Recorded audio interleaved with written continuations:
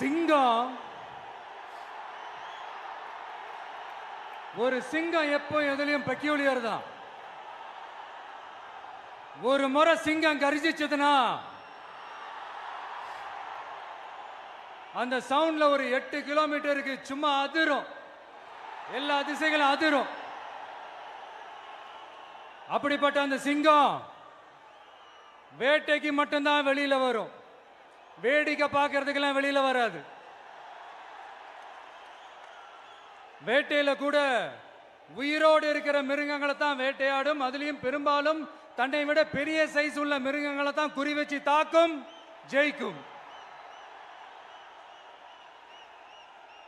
எவ்வளவு பசியில் இருந்தாலும் உயிர் இல்லாததை, கெட்டு போனதை தொட்டு கூட பார்க்காது.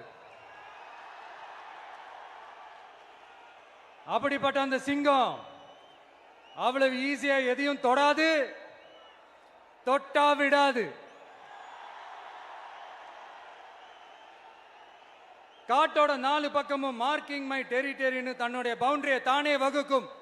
அப்படிதான் அந்த காட்டையே தன்னோட கண்ட்ரோல்ல வச்சிருக்கும்.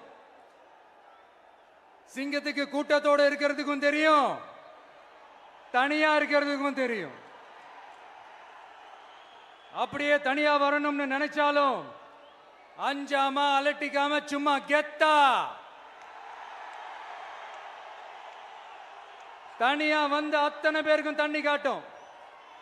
எப்போ எதுலயும் தன்னோட தனித்தன்மையை இழக்கவே இழக்காது. Yes, a lion is always a lion.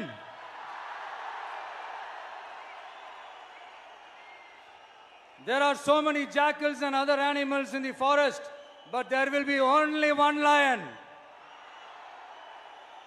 And even if it is single, it will be the king of jungle. It is not only a description but also a clear declaration. சிங்கத்தை பத்தி பேசிட்டு நம்ம சிங்க குட்டிகளையும் சிங்க பெண்களையும் பத்தி நம்ம பேசாம இருக்க முடியுமா? அவங்கள எப்படி நான் மறப்பேன்? அவங்க தான் என்னுடைய உயிராச்சே, என் நெஞ்சில் குடியிருக்கும்.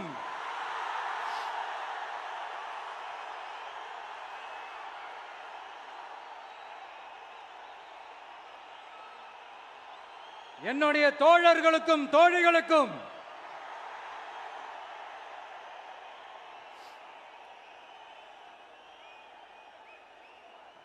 நேர்ல வர முடியாத சூழல்ல வீட்ல இருந்துகிட்டே நம்மளோட இந்த மாநாட்டில் நேரலை வாயிலாக கலந்துகிட்டு இருக்கிற என்னுடைய அம்மாக்கள், அக்கா தங்கைகள், அண்ணன் தம்பிகள், நண்பர்கள் அனைவருக்கும் என்னோட உயிர் வணக்கம்.